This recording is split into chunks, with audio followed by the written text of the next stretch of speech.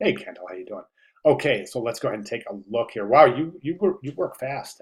I just left those comments yesterday, so I'm impressed. Yes, I simplified a bit. I'm not entirely satisfied with the results. I made sure the angle of the timeline text matched the angle of the name on the front of the poster. I tried playing around with italic and bold italic text for the timeline. I like the way the tilt type corresponds with the angle of the text.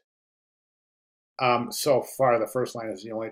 See, I disagree. I disagree with that. I think that creates a really uncomfortable visual tension. Adding the italic to the already angled type. I don't think I would do that. I don't. I think it just it's. I don't. To me, it just looks really uncomfortable. I'm okay with the back of the poster. I think actually it looks pretty good. So let me just make sure I have everything here. Um, but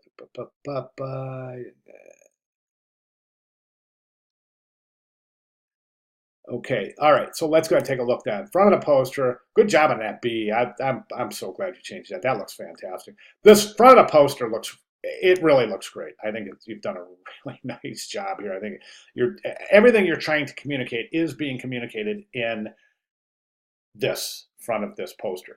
This is kind of a continuation of typography. I wouldn't consider it to be a separate illustration because it does take on the characteristics of the O in Woodward. So I'm okay with that. I wouldn't call that an additional illustration that's creating meaning. I think that you've created your meaning typographically, so that's great. Love the front of the poster. I think it's great. I think the back works. I really do. I'm not seeing what you're seeing in terms of saying that you feel like there's something missing. I disagree. Now, I do think there's a little bit too much visual weight at the bottom of the poster and with the timelines, and I really think that that has to do with those are bold. I wouldn't bold those. I would set those just normally. Um, the layout itself looks good. I think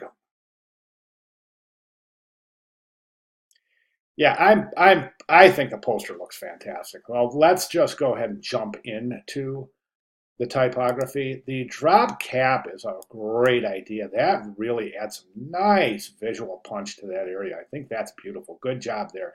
Rags look beautiful. Nice job there. Um,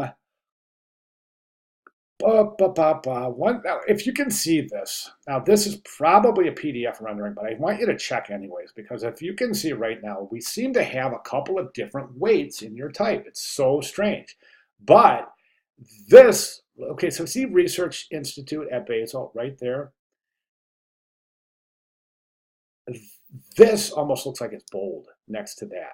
And I'm not sure exactly what's happening there, but that is something that's creating kind of an unusual consistency. I'm not real sure what is going on there. Now, I know you use old style figures there, but it seems like it has affected, I don't know, it's that associate professor.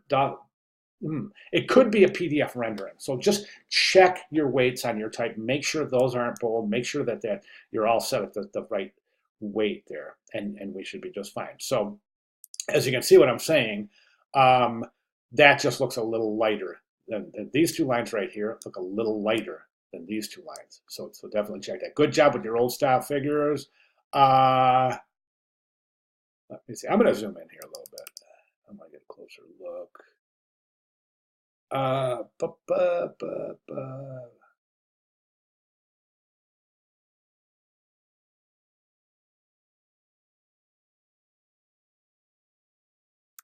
okay.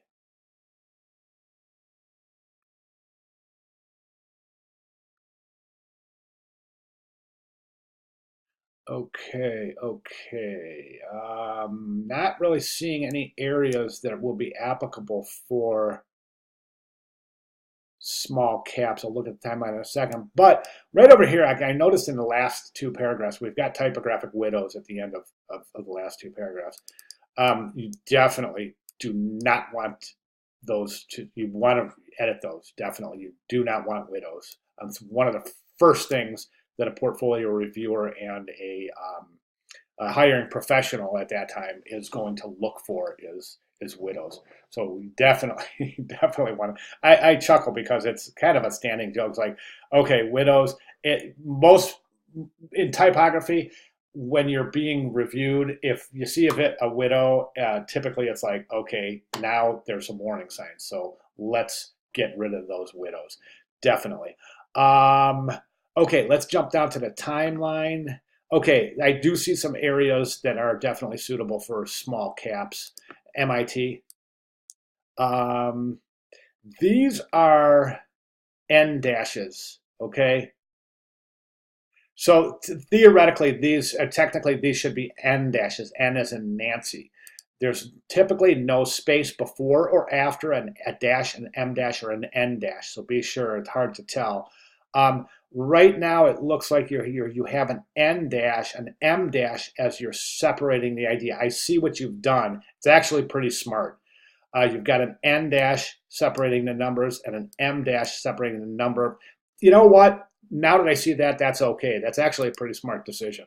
So the N dash is separating the year from the idea. Technically, you could use an N dash or an M dash in there. I think the M dash is creating too much space. I would change those to an N dash. The year and then the text, and then keep the dash between the years as an N dash as well. I think that's really, really going to clean up the front end of those text presentations. Um, all right. So other than that, I think you're just looking fantastic. So really, really good job. Nice attention to detail.